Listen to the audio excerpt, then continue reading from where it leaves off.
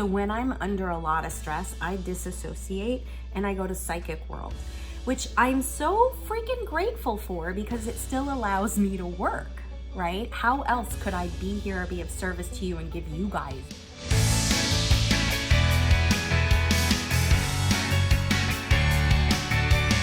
Hey guys, it's Terry. How's your heart today? How's your wonderful, beautiful, dynamic heart? I hope it's well. I really hope it's well. I'm gonna be enjoying my morning coffee while I catch up and chat with you guys. I debated whether I should make this video or not, but honestly, I thought to myself, you know, if you're gonna be authentic in every way. So that is what I'm doing with you guys. So cheers as I drink my morning coffee and have a little chat with you. I wanted to give you guys a bit of an update as to what's going on this side of town here, this neck of the woods. I am in a huge transition in my life, right? And it's a really big upheaval. I've had to move my office and my home. So I am temporarily living back with my family. And it's caused a lot of stress, a lot of angst, and a lot of anxiety. So the reason why I'm sharing this with you is to be authentic and transparent, of course, but also just to sort of hope from you guys that I could have some flexibility and leniency in regards to not having a stable office space or a background while I try and figure things out. I will be having office space. I will be having a content studio. This all will be happening. But for me, it was really, really important as a way of connection, which is my number one true value, connecting with you guys, just to let you know that I am practicing what I preach. However, don't be like me. What does that mean, Terry? So let me explain to you. For the past 2 months, it's been horribly stressful and I have been living with severe anxiety. So obviously when we're in a position of anxiety, it can block access to our intuition. However, for me, a survival and a coping mechanism is to actually disassociate and go to God.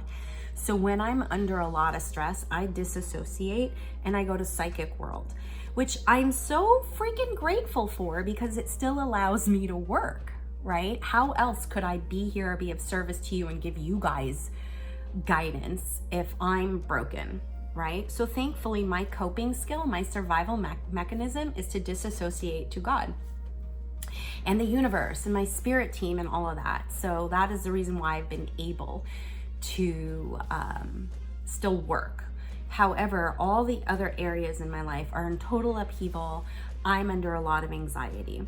So during these 2 months, what I've had to do is pre-record a lot of my weekly and my relationship readings, which is fine.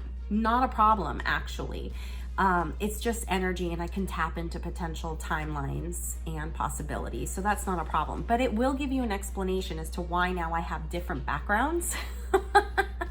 And please, please, please forgive me for, for not having that stability. But for somebody who has anxiety, it is that uncertainty can feel like a death. So I have had to implement a lot of what I teach when I work with my clients, a lot of what I teach. And what it has done is it has allowed me to find compassion for other people as well, right? And I can't control the environment where I am anymore. And I hear my dad walking down the hallway. He's probably gonna come in and make some coffee, so you'll see him in the background. Good morning. I'm recording. Feel free to step in the shot, it's fine. You can make your coffee. I had to give my dad permission to make coffee. Isn't that interesting? Well, I'm gonna take a sip, cheers. So anyways, it's been a very interesting adventure. And during that time, because I have accumulated a lot of energy in my physical body from all the stress and anxiety, I haven't been able to move it through my body.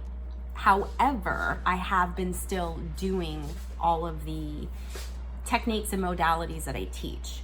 But because we live in a time-space continuum, what happens is when energy builds up, it can oftentimes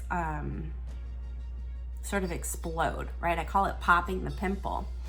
And so I actually ended up injuring my ankle. And then I got sick. Even though I was doing the work, I wasn't feeling the work. And the universe communicates with us through feelings, okay? And so I really wasn't giving myself a chance to feel my way through the anxiety, stress. So really what I ended up doing was sort of bypassing. So don't be like me. Whenever you're feeling emotions or whatever, feel them. That is your frequency. So I ended up injuring my ankle, like I said, and I'm just getting over a little cold now, right? So when I say don't be like me, what I'm talking about is give yourself the opportunity to feel your way through things. Now, granted, this was circumstantial. And I'll tell you this much, the last 2 weeks before my move, I did no meditation, I did no heart coherency, I did no tapping, nothing. So not only did I feel like an imposter by working with my clients and,